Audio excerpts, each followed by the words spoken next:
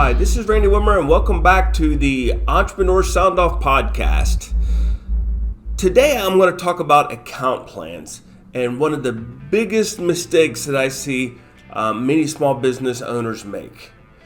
A lot of these small business owners, they look for opportunities, and they're looking for deals. They're looking for gigs. They want to go out there, they're looking for that quick sell, and they're not willing to make the investment in establishing an account plan. Now, let's just jump in and just define what an account plan is. Now, if you talk to 10 people, you're going to get about 10 different definitions of what an account is. Now, my definition of what an account plan is it's the intersection of your vertical and horizontal markets. So basically what I mean by that, when I say horizontal markets, I'm talking about the services that you provide. Now, the vertical markets are the industries or the groups that you're trying to sell it to. You know, your columns of customers. Now, in the federal government contracting industry, for example, you know, you may do custom computer programming or data processing, hosting, and related services. And your vertical markets may be, you know, Health and Human Services or Department of Homeland Security. So it's those intersections that really truly become your account plans. And all that really means is that it is your strategy to sell a targeted service to a targeted customer. Now, why is that so important?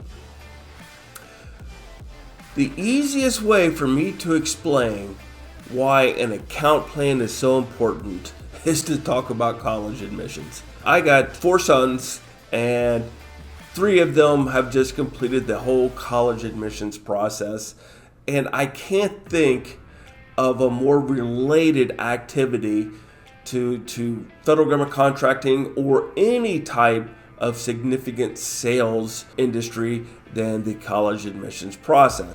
Let's just say that you have a child and they're interested in going to a top tier school. Your child comes up to you and they say, "Wow, Dad, you know, all my friends are talking about how great MIT is." And, you know, then I also got another group of friends that are talking about Brown University and wow, I think I'm interested in, you know, one or both of these schools. At first blush, both of these schools look identical in many regards. All of their applicants have top grades and top standardized scores. They're all really, really good students. They all have tremendous numbers of applicants and a very low admissions rate or acceptance rate.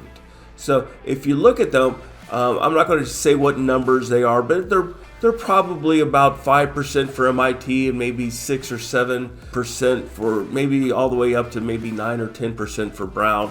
Not exactly sure. But the bottom line is for the most part, these 2 schools are very similar. And I would dare say that about 80 to 85% of the students who apply to these schools have got those things.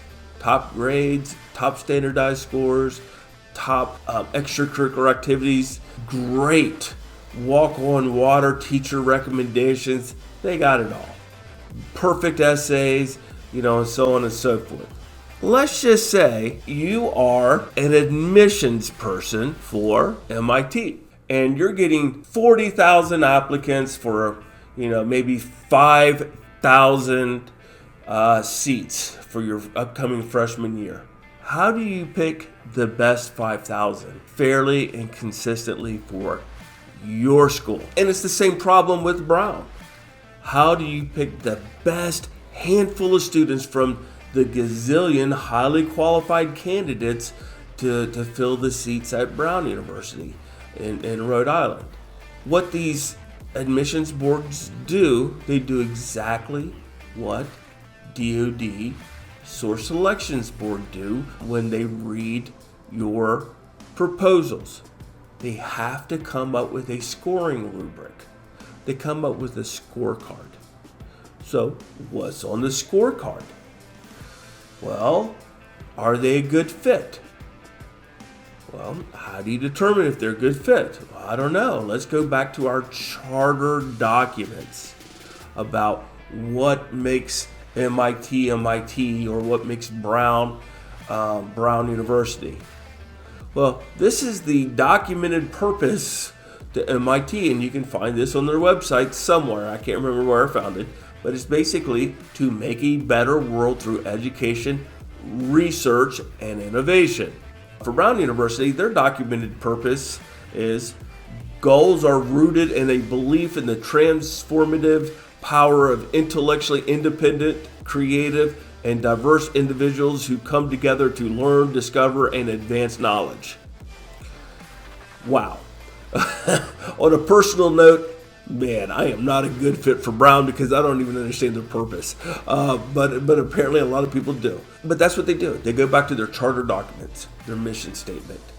And now they're assessing their applicants through the prism of their charter, of their self-defined purpose. So, let's look at MIT. To make a better world through education, research, and innovation, let's talk about an application strategy. Now, what they want is they want you to be compliant with a silhouette that fits their university. MIT wants students that fit. They want STEM people. They're engineers there. In fact, that's their mascot. It is the Beavers, but they're the MIT engineers. But then they also want something a little different, a little extra, something above and beyond. They want discriminators. Why? Because there's a ton of students that fit their silhouette, but they don't get accepted. MIT, they don't want well-rounded students. They want well-rounded classes. They want an identity associated with every single person that they accept. So, what is a good fit to be compliant with the MIT silhouette of students that they're seeking? Well, maybe your application strategy should be to launch a STEM-based nonprofit that offers free robotics camps to underserved students. Well, does that make the world better through education, research, and innovation? You bet. What if you obtained a patent that was both innovative based upon your research that improved the world? Wow, that fits pretty nicely too. What if you developed a mobile app to find eco-friendly home and lawn care service providers? Whoa, hey, that's making the world a better world through research and innovation. What if you found the engineering, design, and prototyping club at your school? Hey, again, making the world better through education, research, and innovation. So those are the things that they would expect a typical MIT student to possess. However, there's a ton of compliant students who are applying to MIT. Now you need some win themes. You need something that gives you an identity outside of being a good STEM student, a highly qualified STEM student. You need discriminators to make you different and to stand out. What if you are a nationally ranked Olympic fencer? What if you had an interest in German language proficiency? Now, MIT, they actually have a German major that they grant degrees. Believe it or not, MIT grants degrees in German. I think they actually had 2 people graduate last year with a German studies degree. Now all of a sudden, that admissions board's scratching their head and they're saying like, whoa, we got somebody who's really committed to athletics, and hey, we have a fencing team, and we don't have too many people knocking on our doors to join our German studies program. Maybe this kid will do that. Maybe he'll be German studies major number 3 for us next year. And that's what you do. Because you knew what MIT wanted, because you understood what their documented purpose was, you're able to craft an application that perfectly aligns to it. Now, that application that perfectly aligns with MIT won't even get you waitlisted at Brown. Why? Because Brown is looking for something else. Brown is looking, basically, they're looking for intellectually independence, creativity, diversity. They want people to discover and advance knowledge. What kind of students are they looking for at Brown to be compliant with their typical silhouette of a Brown student? Well, maybe your college application, in order to be quote unquote compliant with a good Brown fit student, would be independent research regarding something way out there like Gothic German literature and its impact upon something, maybe it's to pursue a study abroad program to learn a foreign language and experience the culture. Maybe you should self-publish a book of poetry. Also, actively participate in various social causes. Now, again, if you did that, you would be a perfect fit for Brown, but so are tens of thousands of other students.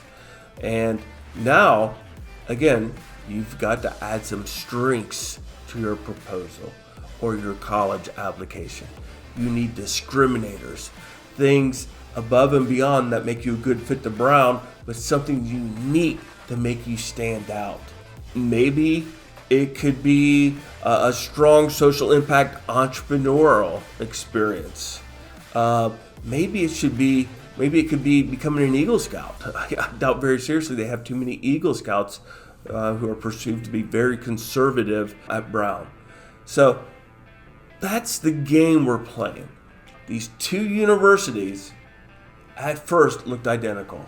Elite schools, large number of applicants, a very select admissions policy, acceptance rate in the single digits. They look identical, totally identical. But yet the winning candidate is completely different. Their applications are just 180 degrees out from each other, above and beyond the great scores and the great grades. That is what an account plan does for you. An account plan helps you understand the difference between one organization and another organization so you can fully customize your bid to align with that organization. For example, let's just say through your research of your account, you discover that they are taking a massive budget hit. Now, for a small business, that can actually be a good thing. Why? Because all that work that they were giving to Deloitte, they're going to say, hey, we can't afford Deloitte anymore. We better bust that down to a small business set aside to get it cheaper. And that's what typically happens when they have a budget contraction in these organizations. More work starts going to small businesses because they can get the work done at a cheaper rate.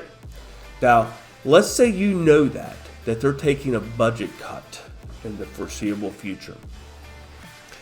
And you're kind of torn between doing a value-based proposal and a value-based solution where you're giving them not exactly what they're asking for, but you're doing it as lean as possible.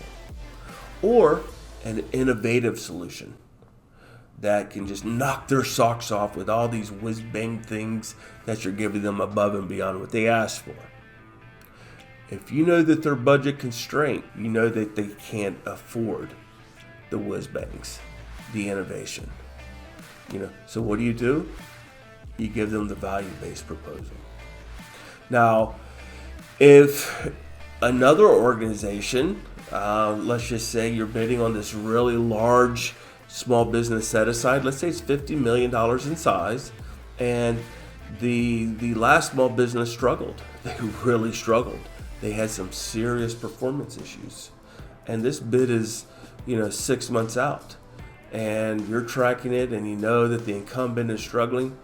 They're having performance and quality issues. I know it would be at the top of my agenda. Go out and get ISO 9001 Quality Management System certified. address their quality issues with credentials to prove to them that you're high quality, low risk. Why? Because that's a hot button for them right now. Be the low risk bidder, be the performance based bidder. So those are the different ways that having an account plan can help you. Now, it's not just philosophical, trying to get inside the customer's head. That's a big chunk of it, but there's also some practical reasons.